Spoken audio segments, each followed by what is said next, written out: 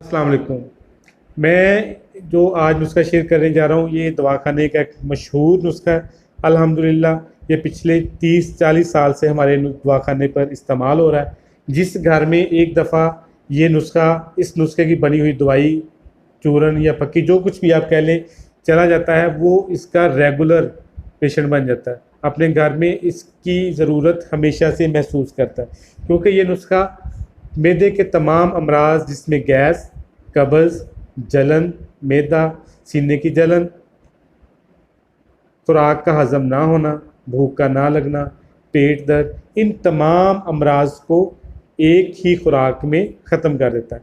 आप इस नुस्खे को तैयार करके घर में महफूज रखें।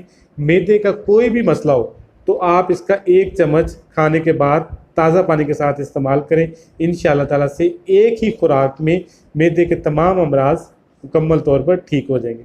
और वो लोग जो दायमी तौर पर मैदे के मरीज़ हैं, यानी काफ़ी लंबे अरसे से मैदे के मरीज़ हैं और मुख्तलिफ़ किस्म की दवाइयाँ मैदे के इस्तेमाल करते हैं, मेप्राज़ोल वगैरह के कैप्सूल इस्तेमाल करते हैं, मैदे के कैप्सूल और मुख्तलिफ़ किस्म के सिरप इस्तेमाल करते हैं, वो ये नुस्खा 8 से 10 दिन रेगुलर बेस पर सुबह दोपहर शाम इस्तेमाल करें और अपनी ग़िज़ा को सादा रखें। तेज़ नमक मिर्च मसाला जात, तली हुई चीज़ें, गोश्त और चंद एक दालें जो देर से हज़म होती हैं उनका इस्तेमाल तर्क कर दें।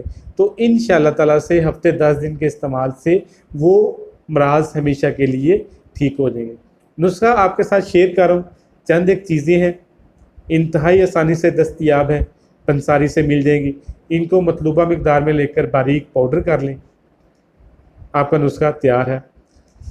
नुस्खा जिसमें ज़ीरा सफ़ेद 250 ग्राम, सूंड 100 ग्राम, मिर्च स्याह 100 ग्राम, नुशादर 50 ग्राम, इलायची दाना 25 ग्राम, सौंफ 100 ग्राम और टाटरी डली ये भी 25 ग्राम है। टाटरी डली इसका जायका खुशगवार करने के लिए, खट्टा मीठा करने के लिए ज़रा इसमें एक्स्ट्रा तौर पर यूज़ की जाती है ताकि बच्चे भी इसको शौक़ से इस्तेमाल कर सकें।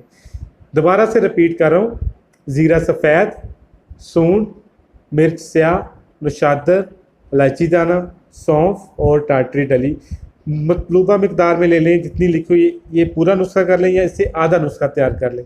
इंशाअल्लाह ताला से इसके इस्तेमाल से मैदे के तमाम अमराज हमेशा के लिए ख़त्म हो जाएंगे।